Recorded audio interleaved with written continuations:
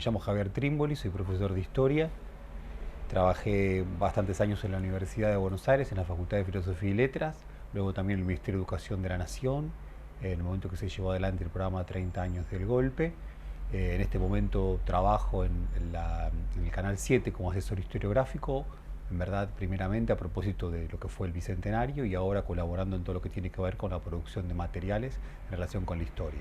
Por empezar, me da toda la impresión de que se trata de un tema a investigar, ¿no?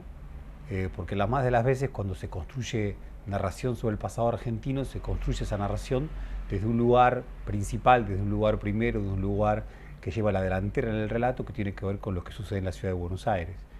Y en particular en lo que hace a la experiencia del terrorismo de Estado, me parece que hay cantidad de situaciones que han producido una enorme y una importante diversidad.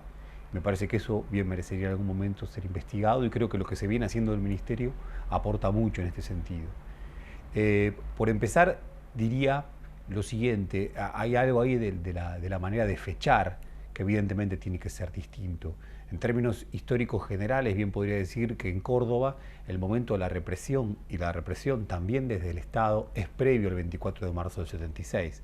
Esa manera de fechar 24 de marzo del 76, que por un lado tiene un peso simbólico muy importante, en clave de la experiencia de sujetos concretos, tendría que ser, es bien otra, ¿no?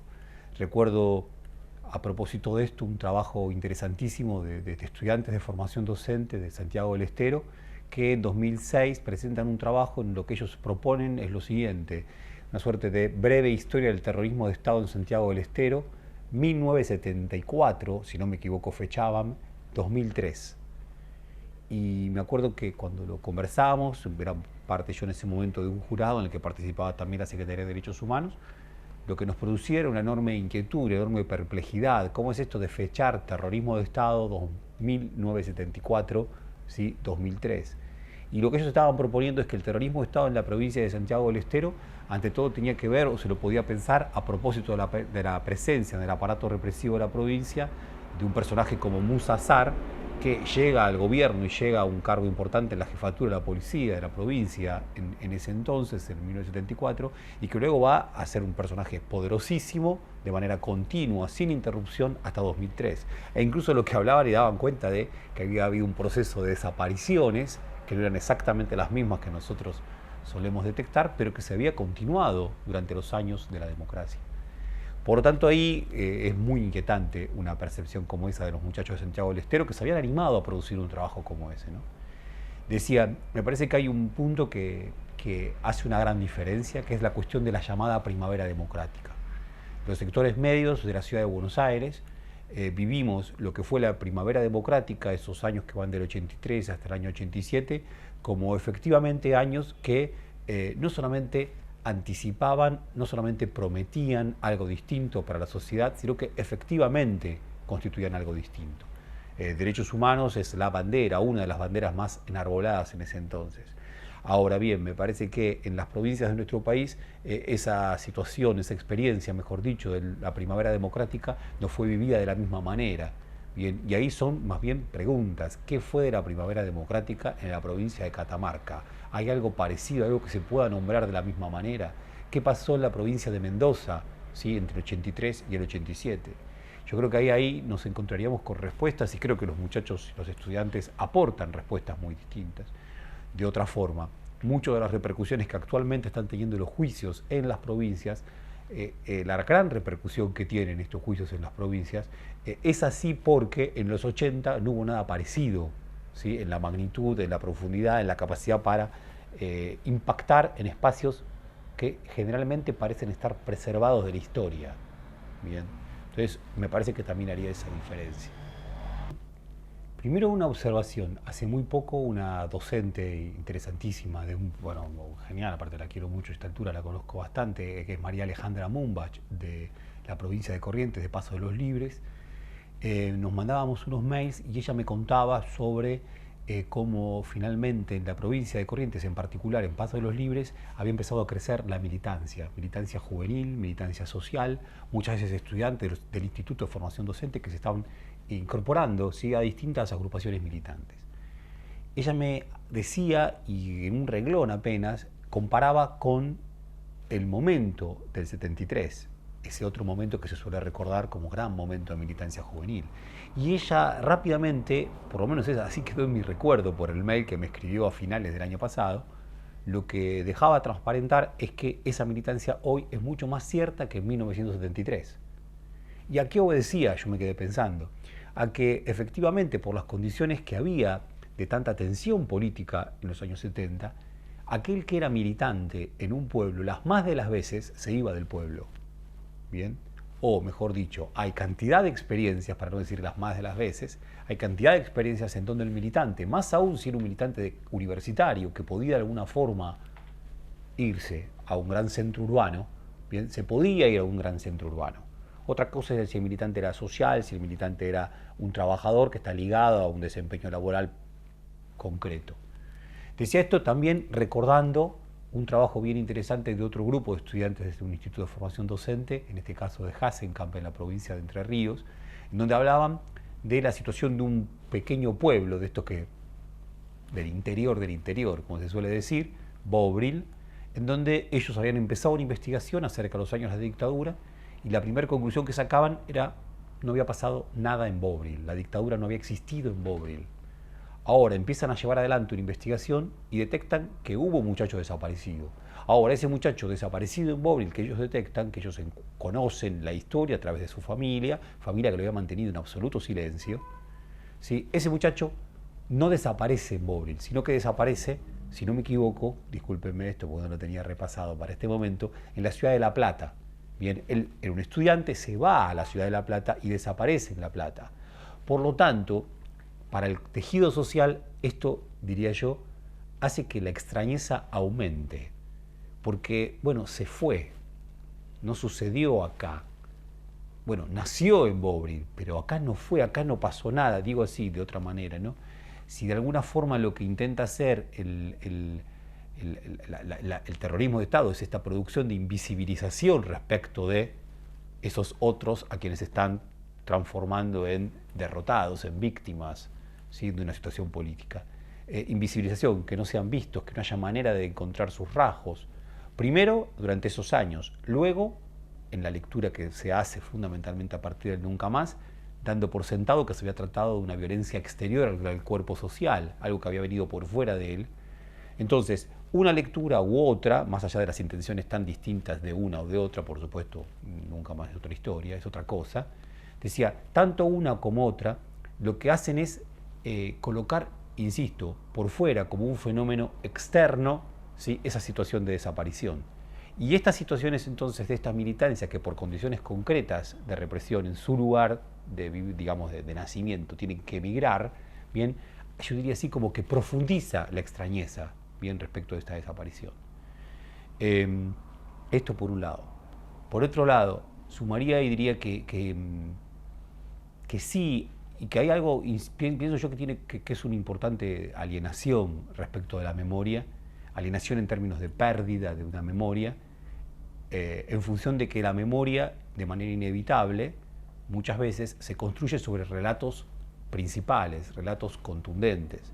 Y esos relatos principales, relatos contundentes, cuando además tienen la particularidad de ser de la ciudad de Buenos Aires, de ser de grandes ciudades, de ser de las clases medias, hace que, de manera hegemónica, aquellos otros sectores sociales que no pertenecen, ¿sí?, a esta definición tan precisa, lo hagan suyo. Al hacerlo suyo, las más de las veces dejan de lado la propia experiencia, la propia particularidad de ese terrorismo de Estado, que quizá no tuvo los grandes hitos que tuvo para la clase media porteña de Buenos Aires, pero que tuvo cantidad de otros rasgos, cantidad de otras huellas. Digo entonces, lo que produce eso es una alienación, una pérdida de la propia memoria. ¿Bien? Me da la impresión que la memoria está sujeta permanentemente a luchas hegemónicas, y esas luchas hegemónicas muchas veces tienen que ver con los lugares de enunciación de estos relatos. Lo planteo como inquietud, ¿no? A mí me genera algo de inquietud el concepto terrorismo de Estado. ¿Por qué me genera inquietud? Me genera inquietud porque es un concepto que las ciencias sociales, y después, si se quiere, sectores intelectuales como trabajadores de la cultura, y creo que estamos incluidos dentro de ese mismo espacio, hacen propio, y hacen propio muy particularmente bien, desde mediados de los años 70, principios de los años 80. Es demasiado nuevo ese concepto. Me parece que es fenomenal que haya conceptos nuevos para explicar procesos sociales que también tienen mucho de novedad. Ahora, a veces de tan novedoso que es y de tan novedoso que se hace su uso, pierde la capacidad para interpretar situaciones, a mi entender, más densas de nuestra cultura. Bien, a ver, lo pienso así, a mi entender, el concepto de terrorismo de Estado, que sigue siendo de una gran utilidad, hay que enlazarlo, por un lado, con un concepto muy amplio, y quizá de tan amplio a veces se pierde, pero a mi entender no lo es tanto, que es el de lucha de clases. Lucha de clases que existe en Occidente, en nuestra historia, bueno, que la han estudiado cantidad de filósofos, etcétera, etcétera. Con la lucha de clases. Bien, que en el capitalismo tiene que ver con esto de trabajadores y propietarios y capitalistas, que en otras sociedades se define de otra manera, etcétera, etcétera. Lucha de clases que es previo al terrorismo de Estado y al mismo tiempo que hace inexplicable, ¿sí? Sin la lucha de clases el terrorismo de Estado se vuelve inexplicable. Por un lado eso, y por otro lado algo muy propio de nuestro país, que es un país atravesado por una guerra civil o por guerras civiles que se entroncan con el comienzo de nuestra historia. ¿Qué fue lo que vivió el Chacho Peñalosa y los campesinos, muchos de ellos también indígenas, en la provincia de La Rioja, entre 1862 y 1863, sino una experiencia de terrorismo de Estado? Bien, básicamente era un batallón que había llegado desde Buenos Aires, que había triunfado en Pavón, sobre San Juan y sobre La Rioja. Sarmiento estaba al frente de esas fuerzas, y lo que llevó adelante fue una represión brutal, más allá de todas las otras cosas que a uno nos haga valorar tanto a Sarmiento. Pero Sarmiento también hizo eso, y él ha dejado cantidad de pruebas de que lo hizo y se ha enorgullecido de haberlo hecho, así que hay que decirlo, no hay por qué esconderlo. Digo, ¿eso fue algo similar al terrorismo de Estado? Y sí, alguien podría decir, pero era un protoestado. Ok, terrorismo de protoestado. Pero también era lucha de clases, pero también era la guerra civil argentina. Me parece que ahí hay algo que es necesario ir enlazando, porque me parece que, diría así, la manera más justa de poder construir alguna narración sobre lo que fue la experiencia última del terrorismo de Estado va a llegar aquel día que se pueda enlazar la experiencia del terrorismo de Estado con estas otras experiencias brutales de tensión, de lucha, de desaparición, ¿sí? De represión.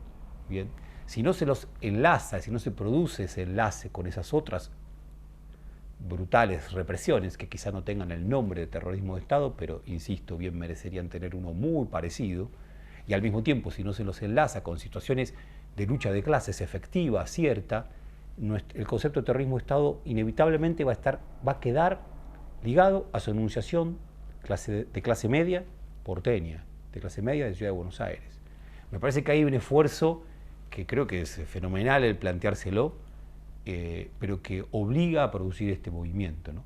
Comentaba esto de Alperín Dongui, pensando entonces que para los sectores trabajadores, decía algo así como para los humillados y ofendidos de la historia, para los explotados, las condiciones de violencia represiva no son una novedad que pueda fecharse un 24 de marzo de 76 o un principios del año 74 con el Navarrazo en Córdoba o el comienzo del operativo Independencia en Tucumán, etcétera, etcétera. Tienen una presencia, tienen una cotidianidad que es muchísimo más amplia. Por lo tanto, me parece que si bien se trataría de no dejar que pierda su especificidad el concepto de terrorismo de Estado, al mismo tiempo también permitir que se abra para enlazar, que se abra para que nos conduzca a estas otras experiencias, ¿sí? En donde ha habido sectores sociales importantísimos en nuestra cultura que han sufrido tremendas situaciones de injusticia. Pienso, sin ir más lejos, en... bueno, hay un libro que me ha impactado últimamente, porque es un libro que está muy bien, de una investigadora de La Pampa que se llama Claudia Salomón Tarquini, en donde habla de la vida de los ranqueles entre 1878 y 1976, perdón, 1978 y 1976.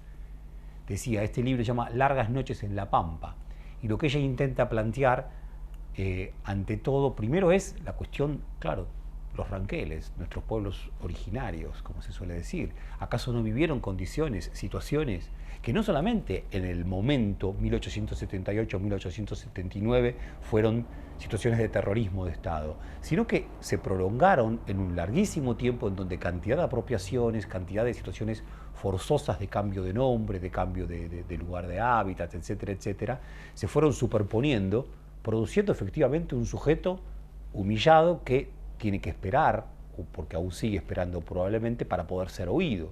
Entonces uno habla de esto y dice, claro, en la historia la novedad del terrorismo de Estado puede ser cierta. Ahora, perdería su carácter crítico el concepto si no pudiera dar cuenta de que hay otras condiciones y otras situaciones de la experiencia histórica argentina, también por supuesto occidental, en donde las realidades de represión, las realidades de sometimiento han tenido picos probablemente tan intensos como los que tuvieron en las grandes ciudades, ¿sí? Y durante el periodo del 76 al 83.